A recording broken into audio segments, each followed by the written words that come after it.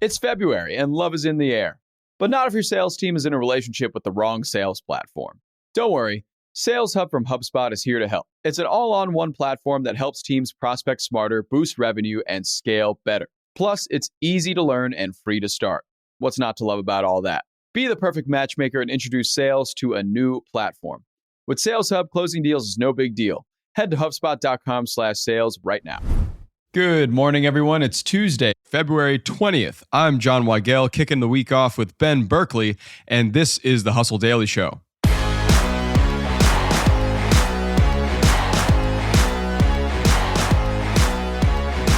Today, it's all about line cutting. Paying to cut the line for VIP treatment isn't exactly a new phenomenon, but it's one that's gained even more traction lately in places like airports, theme parks, and even Tinder. We'll analyze this pattern and chat about if it's any good for businesses that make the plunge. We'll talk about all that in a bit, but first let's give you the hits and headlines today across business and tech. Starting us off, the EU is still busy fighting big tech. It's fining Apple about $538 million over a Spotify complaint that its policies won't let iPhone users receive info about music services that are cheaper than Apple Music. And also, the EU is opening investigation into TikTok regarding potentially addictive algorithms, age verification, and privacy issues that may impact young users. Kind of on that same subject, New York City is suing TikTok, Instagram, Facebook, YouTube, and Snapchat, alleging they're behind a surge in mental issues among young users, which burden cities, school districts, and hospital systems. The war on social media seems to be global right now. Next up, Liquid Death, the canned water brand that's raking in about $100 million in annual sales, is adding electrolyte packages to its product lineup. The new product, aptly named Death Dust, yes, will be up against big players like PepsiCo's Gatorade and Unilever's Liquid IV. Interesting to see Liquid Death enter the electrolyte market. They've been dominating the water market for some time. And yes, it is just water in a can. Tastes very much like a can. And finally, Wendy's is going all in on breakfast with a $55 million marketing spend. The ad play, which was announced at the company's Q4 2023 earnings report, aims to drive US and Canada breakfast sales up by 50%. That's a heck of a jump. All right, today our main story tries to answer the simple question, what's with all the line cutting? And we're not just talking about Six Flags Flash Pass. We're talking about cutting wait times in airports, on apps, theme parks, and much more for a hefty price in some cases. Ben, what's the thread here with line cutting culture? Well, let's just check in on that instant gratification economy.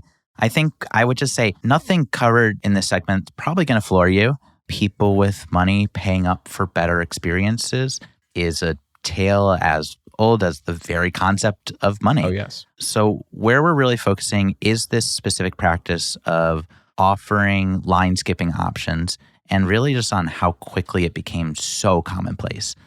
This is really inspired by this CNN business article that was really showing how this model has become so institutionalized. Like special treatment of offering skip the line was previously like this more localized ad hoc decision to say reward a loyal customer. Right. And it's just not that anymore. It's like very much decided on a corporate level. It is a reliable revenue stream.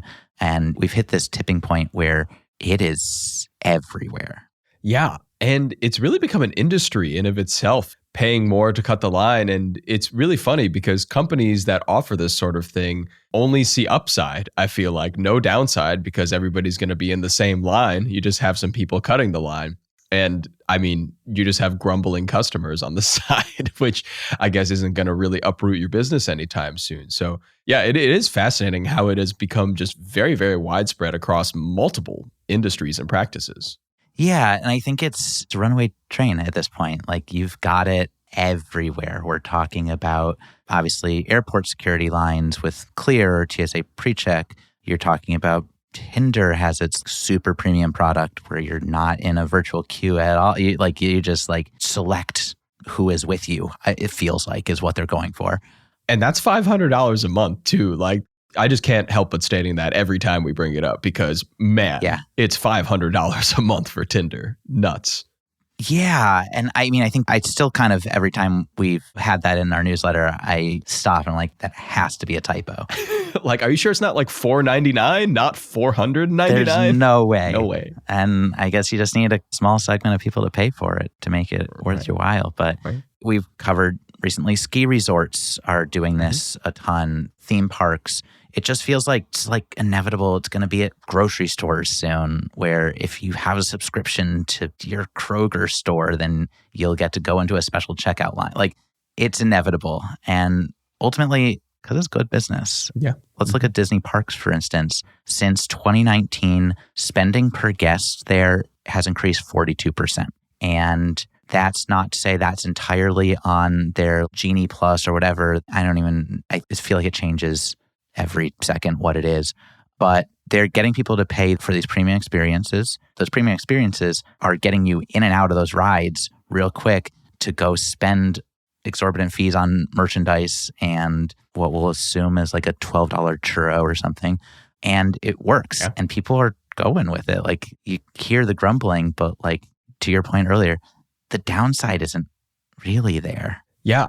Obviously, a lot of this seems pretty harmless generally, but there are a few noticeable times of when maybe it's not so harmless. Like, of course, during the pandemic, when people were paying to cut the line for vaccines and getting them earlier than perhaps people who could have needed them more at the time. And they just paid a little bit and got to cut that line too. So, I mean, these things sound harmless, but it seems that they've kind of bled into other uses that aren't exactly very nice. Yeah. And I think that we should state there is risk for brands that are going all in on this. One is just in general, like, there's more of like a societal risk of deepening this gulf between the haves and have-nots. But I think that you're also really kind of like creating hostilities within certain segments of your customer base. I am just going to pull from personal experience the other day where I want to say that everyone here would say like, oh, a very patient person. Like, by nature, that's kind of where I am. But I was in a pre-check line the other day, which I'll say if it's $500 a month for Tinder or like $60 for like 2 years for pre-check, definitely love that pricing model way more. Yep. But I was in this line and then there was like this special second pre-check line for touchless something. And for all my patients, I was like, what is happening here? Like, I was so offended. And so that's like a very, very small and ultimately harmless example, because then I was like, I don't care. It's still moving fast. Whatever. Yeah, airports are an outlaw country. It is like overtly complicated sometimes trying to get through there. And whenever I have somebody run up to me in a clear vest, I'm like, listen, I know you're doing your job, but like I have no idea what to do about this right now. Just let me get in a line and be fine. Yeah. We're also, I guess, primed to be angry in an airport. So it's not really like the place to base anything off of. But I think that kind of on this line of hostilities, there's a ski resort that had a line cutting model added in that got 13,000 skiers to sign a petition saying they were very mad about it. Wow. And they didn't win in this situation. But if you have your choice of ski resorts and you kind of aren't listened to by one and you don't like the policies, you generally might take your business somewhere else. And so there is some level of risk, but generally speaking, it's working and it's kind of everywhere to the point where it will continue to be more and more everywhere. Yeah. Because when a business model works, everyone's going to replicate it until somehow there's a new thing that works even more. Yep. Everyone will have their own version. I'm kind of looking at other industries and other businesses that could possibly do this, like Apple in the Apple Store. You could get your appointment sooner, Trader Joe's, cut the line, things like that. I'm sure these companies will develop their own, quote, like VIP programs sooner rather than later. So we'll just be paying a subscription service for everything that we do every day. Yeah, I can't wait. That sounds like so much fun. Great.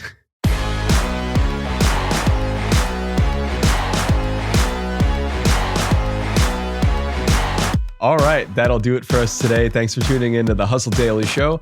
We're a proud part of the HubSpot Podcast Network. Our editor today is Robert Hartwig, and our executive producer is Darren Clark. We've got a lot more tech and business coverage on our newsletter. If you're not subscribed, go get yourself signed up at thehustle.co/email, and we'll see you tomorrow.